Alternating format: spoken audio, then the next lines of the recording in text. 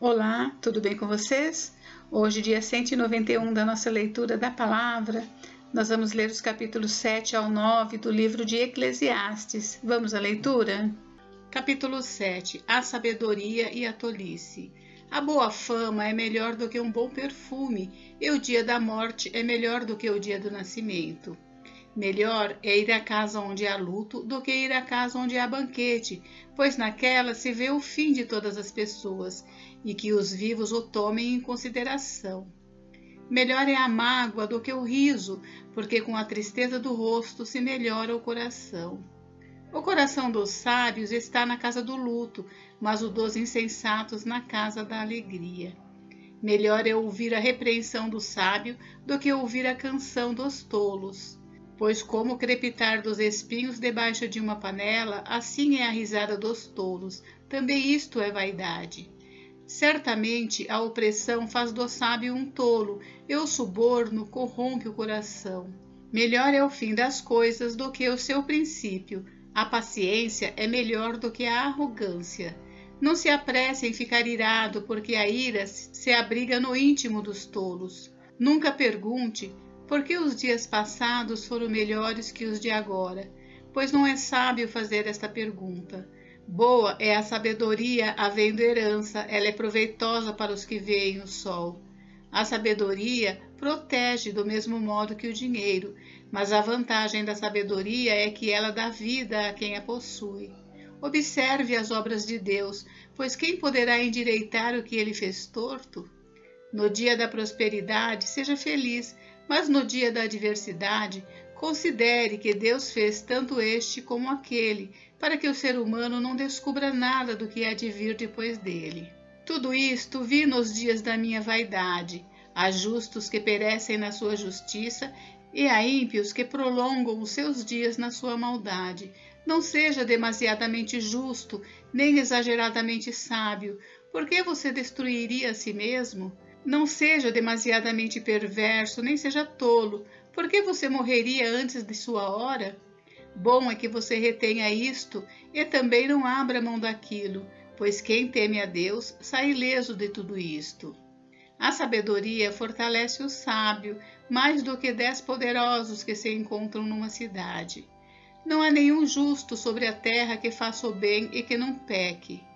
Não dê atenção a todas as palavras que se dizem, para que você não venha a ouvir o seu servo amaldiçoando você.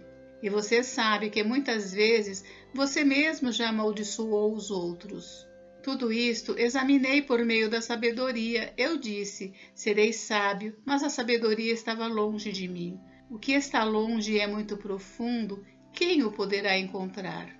Procurei conhecer, investigar, buscar a sabedoria e a razão, e compreender que a maldade é a estupidez e a tolice a loucura. Achei coisa mais amarga do que a morte, a mulher cujo coração é rede e armadilha, e cujas mãos são correntes. Quem agrada a Deus fugirá dela, mas o pecador virá a ser seu prisioneiro. Eis o que descobri, diz o pregador, conferindo uma coisa com outra, para a respeito delas formar o meu juízo.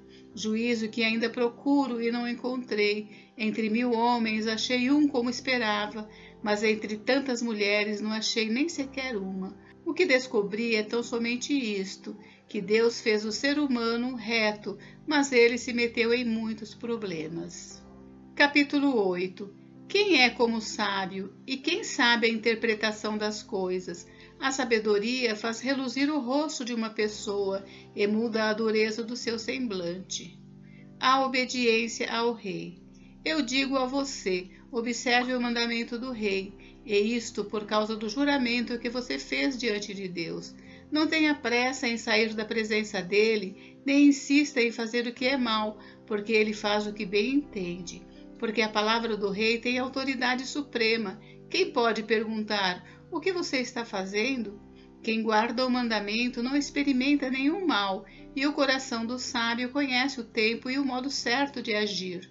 Porque há um tempo e um modo para todo propósito, porque é grande o mal que pesa sobre o ser humano.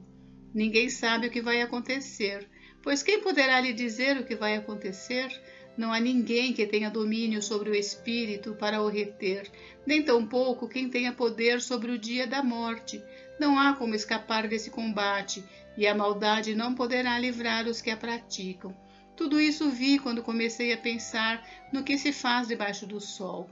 Há um tempo em que uma pessoa tem domínio sobre outra pessoa para seu próprio mal, as desigualdades da vida.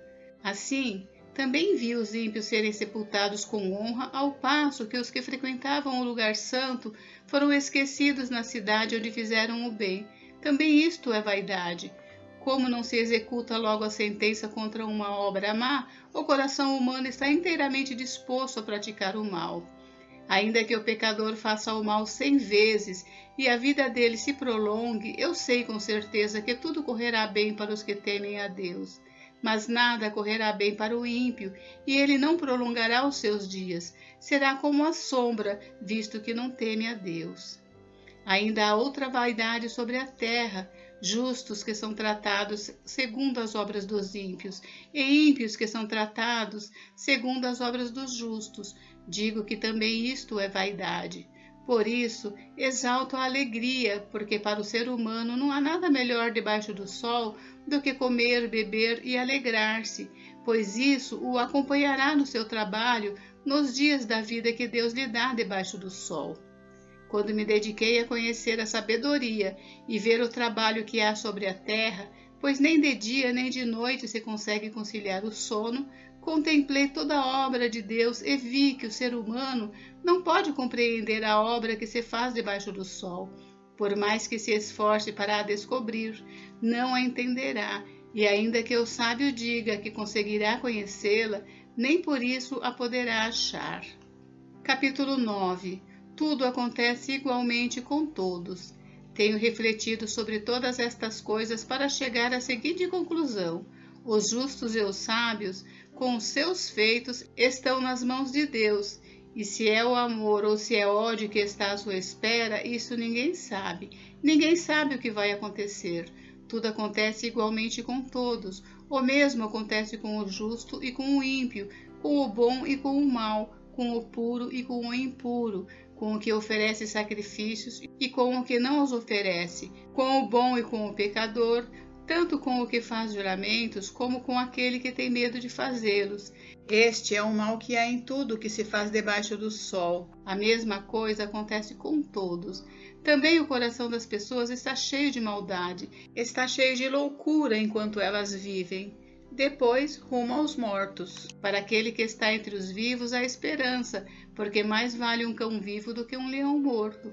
Porque os vivos sabem que vão morrer, mas os mortos não sabem nada e não têm nenhuma recompensa a receber, porque a memória deles jaz no esquecimento. Amor, ódio e inveja, para eles já não existem mais. Eles estão afastados para sempre de tudo que se faz debaixo do sol. Portanto, vá e coma com alegria o seu pão e beba com prazer o seu vinho, pois Deus já se agradou do que você faz. Que as suas vestes sejam sempre brancas e que nunca falte óleo sobre a sua cabeça. Aproveite a vida com a mulher que você ama, todos os dias dessa vida fugaz que Deus lhe deu debaixo do sol, porque esta é a parte que lhe cabe nesta vida pelo trabalho com que você se afadigou debaixo do sol. Tudo que vier às suas mãos para fazer, faça-o conforme as suas forças, porque na sepultura, que é para onde você vai, não há obra, nem projetos, nem conhecimento, nem sabedoria alguma. Trabalhos sem recompensa. Vi ainda debaixo do sol que os mais rápidos nem sempre ganham a corrida, que os mais fortes nem sempre vencem a batalha, que os sábios nem sempre têm pão, que os prudentes nem sempre têm riqueza, que os inteligentes nem sempre são honrados, mas que tudo depende do tempo e do acaso, pois ninguém sabe a sua hora, assim como os peixes que são apanhados na rede traiçoeira e como os pássaros que são pegos na armadilha, assim também os filhos dos homens se enredam no tempo da calamidade, quando esta cai de repente sobre eles. Exemplo que ilustra esta verdade. Também vi este exemplo de sabedoria debaixo do sol, que me pareceu excelente. Havia uma pequena cidade onde moravam poucos homens. Um rei poderoso atacou a cidade e sitiou-a, Ele levantou contra ela grandes rampas de ataque. Nessa cidade se encontrava um homem pobre e sábio, que poderia ter livrado a cidade com a sua sabedoria. No entanto, ninguém se lembrou daquele pobre. Então, eu concluí que a sabedoria é melhor do que a força, mesmo que a sabedoria do pobre seja desprezada e as suas palavras não sejam ouvidas. As palavras dos sábios, ouvidas em silêncio, valem mais do que os gritos de quem governa entre tolos. Melhor é a sabedoria do que as armas de guerra, mas um só pecador destrói muitas coisas boas. Gente, encerramos por hoje, mas amanhã tem mais. Fiquem com Deus, Deus abençoe vocês. Até amanhã.